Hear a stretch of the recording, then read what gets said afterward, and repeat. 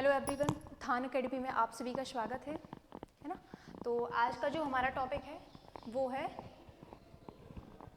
मध्य प्रदेश का भौतिक प्रदेश पढ़ना है हमें। क्या पढ़ना है? मध्य प्रदेश का भौतिक प्रदेश, है ना। इसे ही क्या बोलते हैं? प्राकृतिक प्रदेश।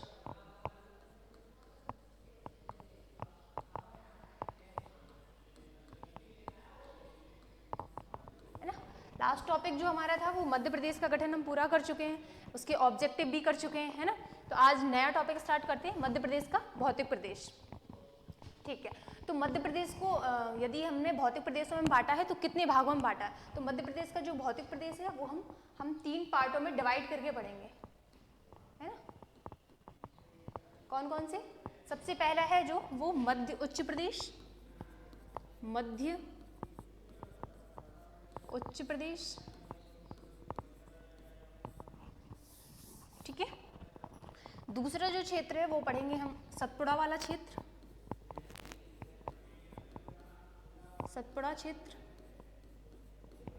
ठीक है। तीसरा जो है वो पूर्वी क्षेत्र या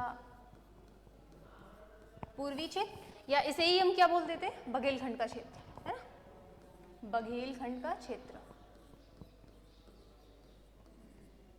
बघेलखंड का क्षेत्र, ठीक है। तो यदि क्वेश्चन पूछा जाए कि मध्य प्रदेश को कितने प्राकृतिक प्रदेशों में बांटा गया है या कितने भौतिक प्रदेशों में बांटा गया है, तो कितने भौतिक प्रदेशों में बांटा गया है? तो 3 भौतिक प्रदेशों में बांटा गया है ना। कितने में? 3। कौन कौन से हैं? तो एक है अपना मध्य उच्च प्रदेश, मध्य उच्च प्रदेश। दूसरा जो हम देखें तो वो है सतपुड़ा क्षेत्र, ये वाला। तीसरा जो देखेंगे तो ये पूर्वी क्षेत्र या इसे ही हम बोलते हैं बघेलखंड का क्षेत्र, ठीक है। अब जो ये अपना मध्य उच्च प्रदेश है इसको भी कितने भागों में बांटा गया? तो 5 भागों में बांटा गया है। कितने में?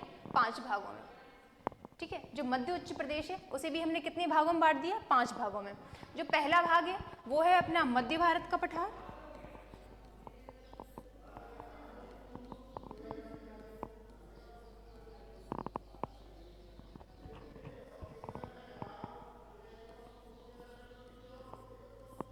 ठीक है। यदि दूसरा देखें तो कौन सा है? मालवा का पठार, मालवा का पठार, ठीक है। तीसरा देखें तो रीवा पन्ना का पठार,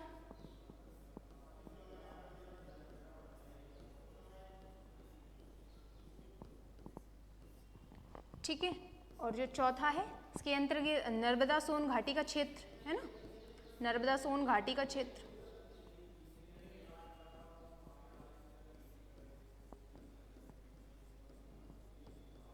और जो अपना बुंदेलखंड वाला क्षेत्र है वो भी आता है ना, बुंदेलखंड, बुंदेलखंड का पठार या बुंदेलखंड वाला क्षेत्र,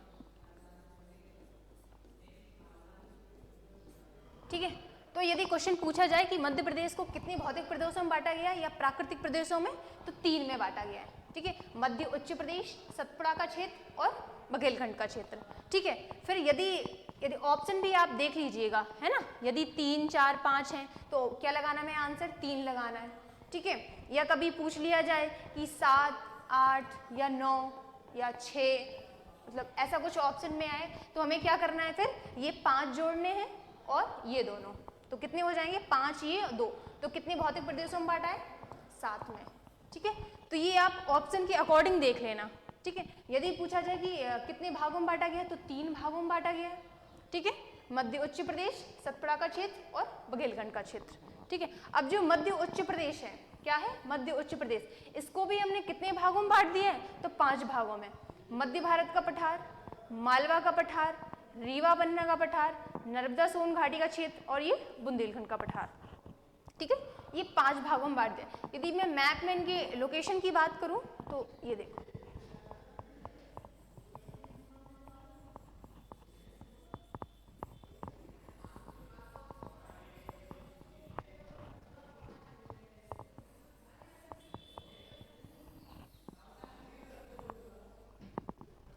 यदि मैं मध्य उच्च प्रदेश की सिर्फ बात कर दूं, है ना, तो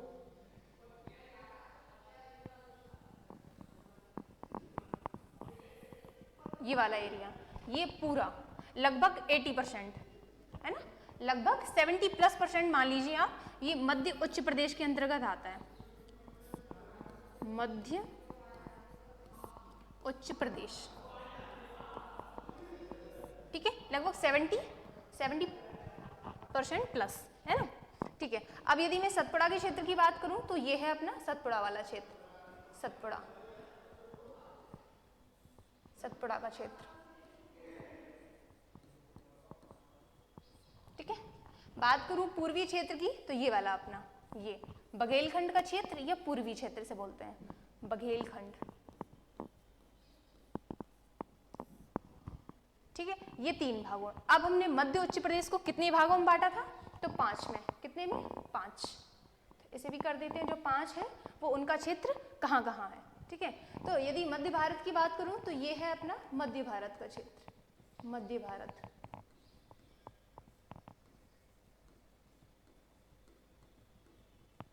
ठीक है। ये है मालवा का पठार या मालवा वाला क्षेत्र, मालवा का क्षेत्र या मालवा का पठार, ठीक है। यदि बुंदेलखंड वाले क्षेत्र की बात करूं तो ये है अपना बुंदेलखंड,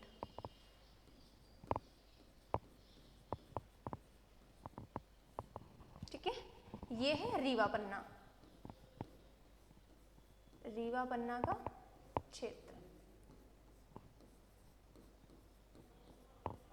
ठीक है। यहां है ये अपनी नर्मदा सोन घाटी, मतलब सतपुड़ा क्षेत्र के ऊपर, है ना, नर्मदा सोन घाटी,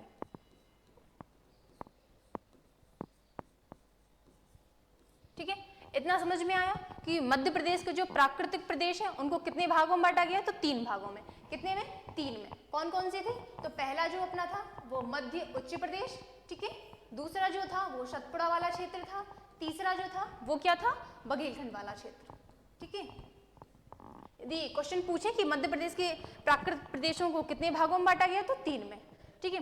अब यदि कभी कभी पूछ लें कि ऑप्शन में यदि ना हो, जैसे 3, 4, 5 ऐसा कुछ ना हो, तो यदि ऑप्शन के अकॉर्डिंग पूछे तो आंसर इसका 7 भी हो सकता है। 7 मैंने बताया कैसे, कि जो मध्य भारत का मध्य उच्च प्रदेश है उसको हमने कितने भागों में बांट दिया है, तो 5 में, ठीक है। ये मध्य उच्च प्रदेश है, तो इसके यदि हम 5 जोड़ लेंगे और 2 ये, तो कितने हो जाएंगे, 7। तो कभी कभी आंसर इसका 7 भी हो सकता है, लेकिन 3 और 7 दोनों ऑप्शन में कभी भी नहीं आएंगे, ठीक है।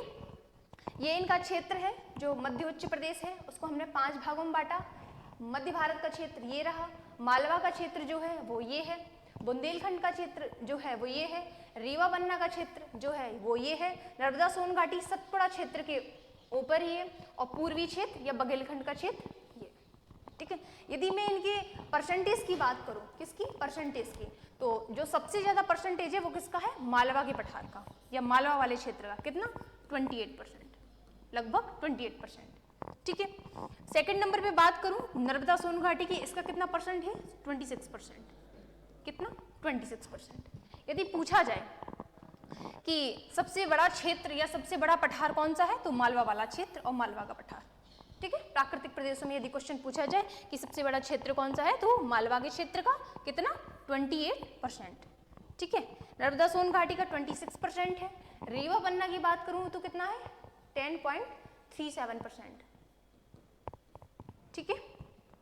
मध्य भारत के क्षेत्र की बात करूं तो 10.67%, या कहीं कहीं 7% भी दिया रहता है, कहीं कहीं 6-7%, ठीक है। सतपुड़ा का जो क्षेत्र है वो है 11%, बघेलखंड वाला क्षेत्र या पूर्वी पठार है वो है अपना 7%, बुंदेलखंड वाला जो है वो है अपना 7.7%, ठीक है। क्वेश्चन पूछा जाता है कि सबसे बड़ा पठार या सबसे बड़ा क्षेत्र प्राकृतिक प्रदेशों में कौन सा है, तो कौन सा है, मालवा के पठार का, कितना, 28%, ठीक है। मध्य भारत के क्षेत्र का कितना है, 10.7% है।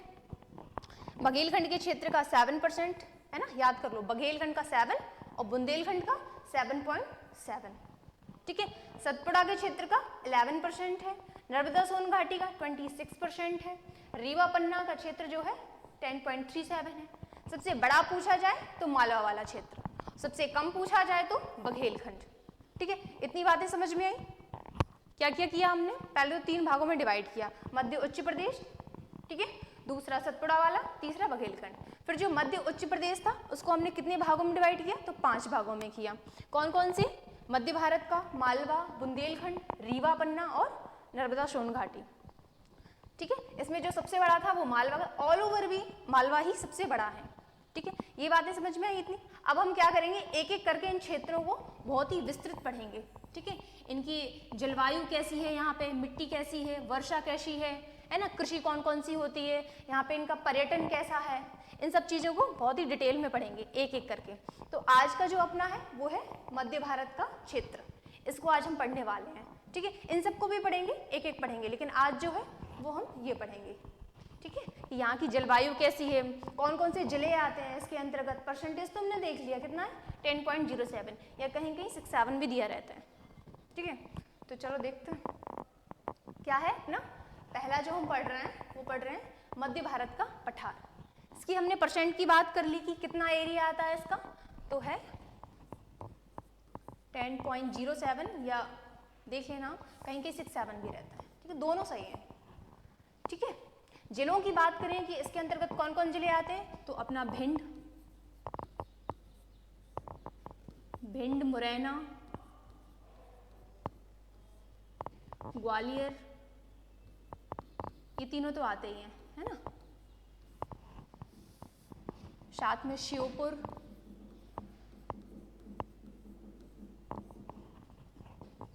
नीमच,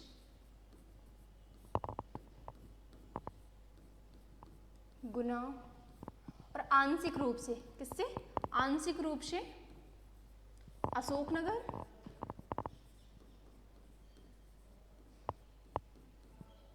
और मंदसौर, ये दोनों भी आते हैं, है ना। यदि मैप में बात करूं तो ऐसा कुछ इसका ये बनेगा। ये अपना क्षेत्र कौन सा है, तो ये मध्य भारत का, कौन सा, मध्य भारत का क्षेत्र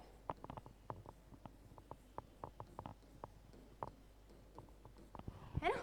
यदि मैं इसकी परसेंटेज की बात करूं तो 10.07% था। यदि मैं इसमें जिले में बात करूं तो अपना भिंड वाला क्षेत्र इसी में ही आता है, मुरैना आता है, ग्वालियर, श्योपुर, नीमच, गुना, ये पूर्ण रूप से आते हैं। ठीक है, और थोड़ा बहुत सीमा साझा करते हैं, थोड़ा बहुत क्षेत्र आता है, तो जिसका अशोकनगर और मंदसौर, ये भी टच करते हैं लेकिन पूर्ण रूप से नहीं करते, इसलिए इन्हें मैंने आंशिक रूप से लिखा हुआ है ना। यदि क्वेश्चन में आए तो आप देख लेना कि किस टाइप से क्वेश्चन पूछा गया है। ठीक है, लेकिन टच तो करते हैं, मंदसौर भी करता है और अशोकनगर भी करता है। ठीक है, ये देख लिया। अब मैं यदि स्थिति की बात करूं कि ये लोकेट कहाँ है ना, तो मैंने अभी बताया था यहाँ पे कि यहाँ क्या है अपना मालवा का पठार, क्या है, मालवा का पठार। ठीक है, ये बता दिया था। ठीक है, यहाँ क्या था अपना बुंदेलखंड का,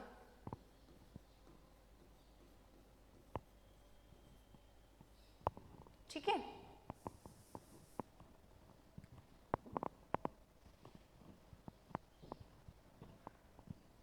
यहाँ पे अपना रीवा पन्ना है,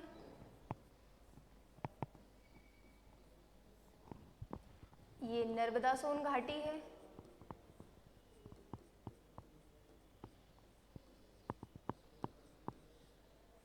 ठीक है, ये सतपुड़ा है नीचे, और ये बघेलखंड है ना। तो स्थिति की यदि बात कर दूं मैं, तो देखो स्थिति में मतलब ये जो अपना पठार है, मध्य भारत का क्षेत्र है या पठार है, इसके दक्षिण में क्या है, मालवा का पठार। क्या है, मालवा का पठार। दक्षिण में क्या है, मालवा का पठार। यदि मैं पूर्व में जाऊं तो क्या है, बुंदेलखंड का पठार। ठीक है, और यदि ऊपर देखूं तो किस किस से सीमा साझा करेंगे, राजस्थान से प्लस यूपी, है ना। तो क्या है इसके, राजस्थान और यूपी है। ठीक है, और यदि बात करूं पश्चिम में, तो पश्चिम में भी अपना राजस्थान ही आएगा। ठीक है, तो यदि क्वेश्चन पूछा जाए कि मध्य भारत का जो पठार है या मध्य भारत का जो क्षेत्र है, इसके दक्षिण में कौन सा क्षेत्र पड़ता है, तो कौन सा है, ये रहा देखो मालवा का। ठीक है, ये अपना रीजन है, और इसके दक्षिण में कौन सा है, मालवा का। यदि बात करें कि जो मध्य भारत का पठार है या क्षेत्र है, इसके पूर्व में क्या है, तो क्या कौन सा पठार है, तो बुंदेलखंड वाला है। ठीक है, ये इसकी स्थिति में हो जाएगा। आप ऐसा कुछ लोकेट भी कर सकते हैं कि अपना ये जैसे क्षेत्र हो गया तो इसकी यहाँ क्या है मालवा, ठीक है, यहाँ क्या है बुंदेलखंड, ठीक है, यहाँ पे क्या है राजस्थान और यहाँ पे क्या है राजस्थान प्लस यूपी। ऐसा कुछ बना के कर सकते हैं। तो यदि कभी भी पूछा जाए कि मध्य भारत के दक्षिण में क्या है तो मालवा, ठीक है, और यदि पूछा जाए कि पूर्व में क्या है तो बुंदेलखंड, पश्चिम में क्या है तो राजस्थान और उत्तर में क्या है तो राजस्थान प्लस यूपी, दोनों क्षेत्र आते हैं, ठीक है, ये हो गया। अब मैं बात करूं कि जो मध्य भारत का पठार है इसका निर्माण कैसे हुआ है ना, कैसे निर्माण हुआ है। एक रेस कर देती हूँ, एक मिनट।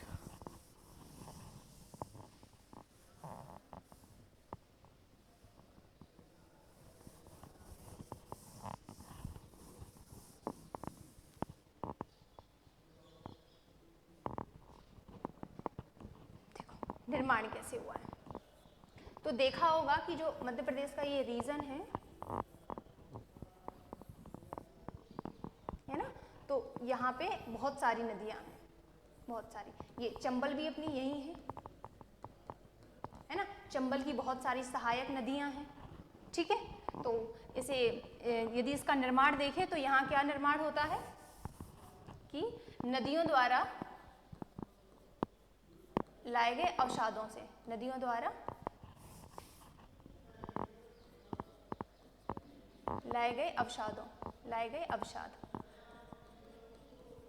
ठीक, इससे इसका निर्माण हुआ है। इसलिए यहाँ मिट्टी भी कौन सी पाई जाती है, जलोढ़, जो बहुत ही उपजाऊ मिट्टी होती है ना। कौन सी मिट्टी पाई जाती है, जलोढ़। तो इसका यदि निर्माण पूछे तो कैसे हुआ है कि नदियों द्वारा लाए गए अवसादों से, मतलब यहाँ की जो मृदा होगी वो कैसी होगी, जलोढ़ होगी और बहुत ही उपजाऊ होगी, ठीक है। यहाँ की जलवायु देखें तो कौन सी है कि जलवायु देखें तो यहाँ की जलवायु है महाद्वीपीय,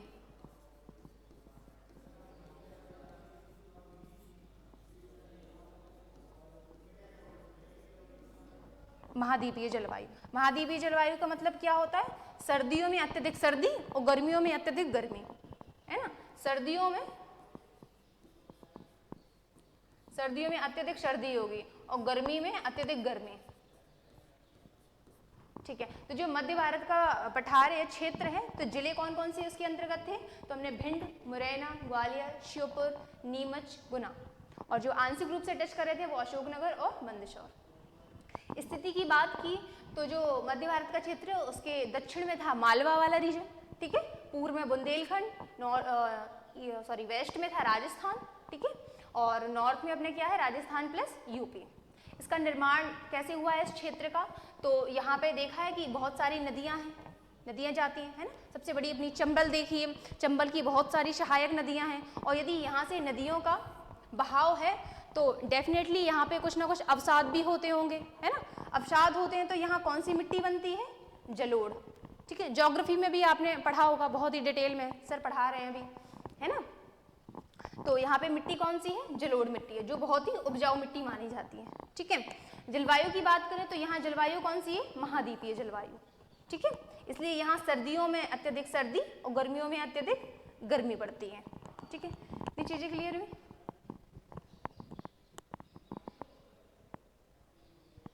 आगे देखें कि यहाँ पे कृषि कौन कौन सी होती है, यहाँ पे कृषि कौन कौन सी होती है। मैंने बताया था कि यहाँ नदियों द्वारा अवसाद कुछ क्षेत्रों में बहुत ही मात्रा में छोड़े जाते हैं, जिससे यहाँ पे जलोढ़ मृदा है, जलोढ़ मृदा मतलब बहुत ही उपजाऊ होती है, ठीक है। तो यहाँ पे क्या होगी, कृषि भी अच्छी होगी। तो कौन कौन सी फसलें होती हैं यहाँ पे, एक तो सरसों, ठीक है, सरसों अत्यधिक मात्रा में इस क्षेत्र में होती है। और यदि सरसों में देखें कि पहले स्थान पे कौन है, तो है अपना मुरैना, मुरैना। दूसरे नंबर में देखें तो क्या है, ग्वालियर, ठीक है। और तीसरे में देखें तो क्या है अपना भिंड, ठीक है। कृषि यहाँ पे अच्छी होती है, सरसों अत्यधिक मात्रा में होती है, जिसमें मुरैना प्रथम स्थान पे है, सेकंड ग्वालियर, थर्ड अपना भिंड, ठीक है।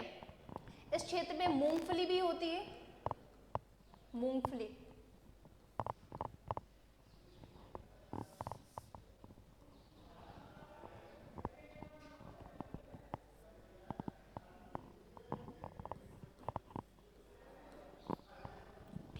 यहाँ पे मूंगफली भी होती है, ठीक है। अत्यधिक मात्रा में बता रही हूँ, और भी आंशिक रूप से तो गेहूं वगैरह भी होता है, लेकिन अत्यधिक जो मात्रा में है वो है सरसों और मूंगफली, ठीक है। वर्षा की बात करें तो यहाँ पे वर्षा बहुत ही कम होती है, ठीक है। कितनी होती है तो 50 से 55 सेंटीमीटर।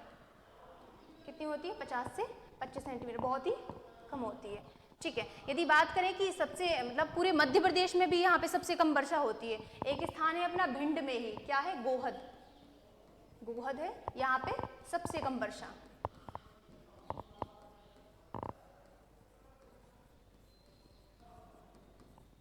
है ना। क्यों यहाँ पे सबसे कम वर्षा होती है ये भी अपन बात करेंगे जब अपन मौसम और जलवायु पढ़ेंगे मध्य प्रदेश की डिटेल में, तब मैं बताऊंगी यहाँ पे इतनी कम बारिश होती क्यों है, ठीक है। अभी तो सबसे कम वर्षा वाला क्षेत्र कौन सा है? गोहद, ठीक है। वृक्ष की बात करूं तो आपने देखा होगा कि ये बीहड़ वाला क्षेत्र भी है ना। वर्षा कम होती है तो यहाँ पे वन कैसे पाए जाएंगे? कटीले वन। कौन से? कटीले, कटीले वन पाए जाते हैं। कटीले वन कौन से होते हैं? बबूल,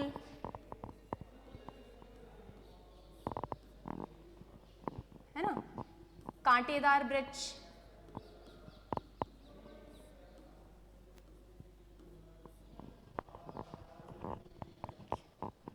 कांटेदार वृक्ष, एक होता है कैक्टस, है ना। कुछ इस प्रकार से यहाँ पे वृक्ष पाए जाते हैं। यदि पूछा जाए कि मध्य भारत के क्षेत्र में कैसे वृक्ष हैं तो कटीले वन, है ना, झाड़ियाँ, झाड़ियाँ भी यहाँ पे बहुत सारी देखना हमने, बीहड़ वाला क्षेत्र भी है अपना, ठीक है।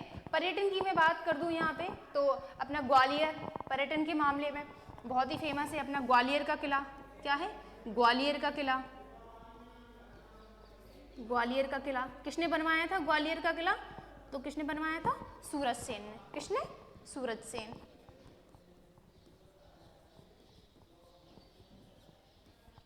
ठीक है। जयविलास पैलेस है,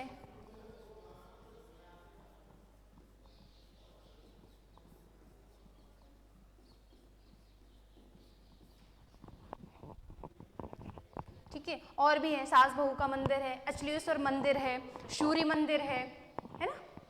बहुत सारे यहाँ पे पर्यटन है ना। मुरैना में देखें तो सनीचरा है ना, एक ककन मठ है, ठीक है। मंदसौर की बात करें तो एक यहाँ पे फेमस मंदिर है, क्वेश्चन भी पूछा जाता है, पशुपतिनाथ का मंदिर। पशुपति नाथ का मंदिर, है ना। इसका पूछा जाता है जो मंदसौर का पशुपतिनाथ का मंदिर है ये किस नदी के किनारे है? तो शिवना। किस नदी के किनारे है? तो शिवना नदी के किनारे है, ठीक है। एक गुना में भी है तेजाजी का मकबरा। क्या है? तेजाजी का मकबरा, ठीक है। यदि कृषि की बात की हमने तो यहाँ पे जलोढ़ मिट्टी थी, है ना, नदियों द्वारा जो अवसाद छोड़े जा रहे थे उसी को हम जलोढ़ मिट्टी कहते हैं, ठीक है। तो सरसों सर्वाधिक हो रही थी जिसमें मुरैना प्रथम था, ग्वालियर दूसरा, भिंड तीसरा, मूंगफली भी कुछ मात्रा में थी। वर्षा की बात करें तो यहाँ वर्षा कम थी, ठीक है। गोहद जो एक ऐसा स्थान है जहाँ पूरे मध्य प्रदेश में सबसे कम बारिश होती है। वृक्ष यहाँ पे बारिश कम है तो कैसे वन होंगे? कटीले वन होंगे, बबूल, झाड़ियाँ वगैरह, है ना, कांटेदार वन, ये सब। पर्यटन की बात करें तो पर्यटन के क्षेत्र में अपना ग्वालियर है, मुरैना है ना। मंदसौर का फेमस मंदिर है कौन सा? पशुपतिनाथ का। क्वेश्चन बहुत पूछा जाता है ये पशुपतिनाथ वाला। किस नदी के किनारे है? तो शिवना नदी के किनारे। गुना में भी है तेजाजी का मकबरा। आगे बात करें उद्योग की, है तो मध्य भारत के क्षेत्र में काफ़ी उद्योग भी हैं। खैर उद्योगों के क्षेत्र में ज़्यादा तो नहीं है, फिर भी जैसे ग्वालियर है अपना, यहाँ दिया सिलाई का कारखाना है ना। पूछा जाता है कि दिया सिलाई का कारखाना मध्य प्रदेश में कहाँ है? तो ग्वालियर में। गुना में एक उर्वरक कारखाना है जो हमारे इटली अमेरिका के सहयोग से लगाया गया है, ठीक है। मुरैना में हमारे बानमोर, क्वेश्चन आया था MPPSC में, बानमोर सीमेंट के लिए, है ना, सीमेंट कारखाना है, सीमेंट कारखाना। कैलारस एक स्थान है जो हमारे शुगर मिल के लिए या चीनी मिल के लिए फेमस है, ठीक है। नीमच में देखें तो एल्कॉइड फैक्ट्री है,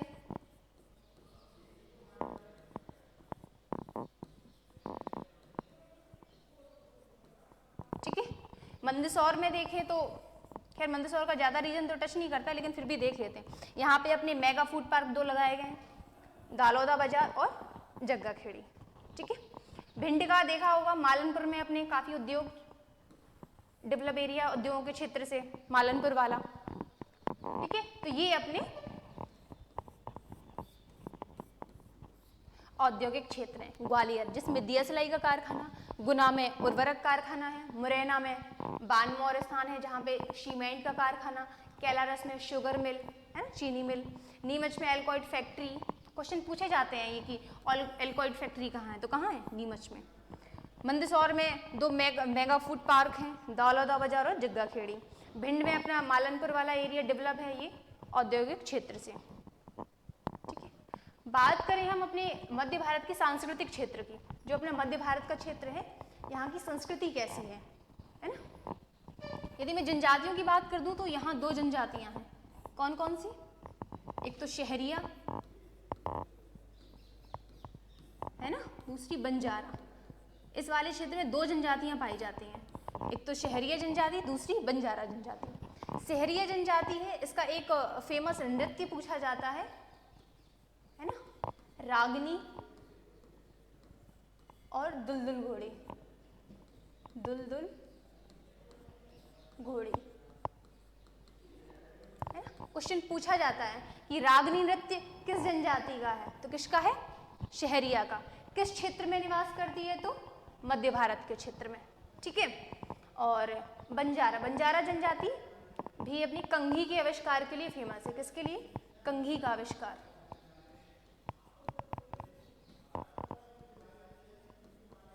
है ना, यदि पूछा जाए कि कंघी का आविष्कार किस जनजाति ने किया, तो किसने, बंजारा ने। ठीक है, इस क्षेत्र में कुछ मेले भी लग रहे हैं, मेलाओं का सीजन चल रहा है ना। ग्वालियर में भी मेला लगने वाला है, व्यापारिक मेला। ठीक है, तो बात करूं यदि मुरैना की, तो मुरैना में एक मेला लगता है, कौन सा, नागाजी का मेला है ना। क्वेश्चन मेलों से भी पुट होते हैं, अभी मैं कम ही बता रही हूँ, बाकी मेलों की एक अपन अलग से सीरीज करेंगे जिसमें पूरे मध्य प्रदेश के मेले बताऊंगी। ठीक है, यदि मुरैना में देखें तो कौन सा मेला है, नागाजी का है ना। क्वेश्चन पूछा जाए यदि कि नागाजी का मेला कहाँ लगता है, तो कहाँ लगता है, मुरैना में लगता है। ठीक है, भिंड में कौन सा मेला लगता है, तो जमधारा का मेला लगता है। बात करूं ग्वालियर की, मैं ग्वालियर से हूँ इसलिए बता रही हूँ, डिटेल में ज़्यादा। 3 मेले लगते हैं यहाँ पे, रामलीला का मंदिर, रामलीला। ठीक है, एक व्यापारिक मेला जो मध्य प्रदेश का सबसे बड़ा मेला है, मध्य प्रदेश का सबसे बड़ा मेला अभी जो लगने ही वाला है हाल ही में, जिसमें ड्रोन मेला बोल रहे हैं ना, ड्रोन आने वाले हैं। ठीक है, तो ये मध्य प्रदेश का सबसे बड़ा मेला है। एक लगता है अपना हीरा भूमिया का है ना। तो ग्वालियर में कितने मेले हैं, 3, कौन कौन से, रामलीला का, एक व्यापारिक मेला जो मध्य प्रदेश का सबसे बड़ा मेला है। ठीक है, और तीसरा है अपना हीरा भूमिया का। नागाजी का मेला हमने कहाँ देखा था, तो मुरैना में। ठीक है, बात करें गुना की। ठीक है, तो गुना में कौन सा, एक तेजा जी का मेला है। ठीक है, अशोकनगर की बात करें तो यहाँ करीला माता का एक मंदिर है, वहाँ पे एक मेला लगता है, और एक चंदेरी का मेला लगता है। ठीक है, दतिया की बात करूं,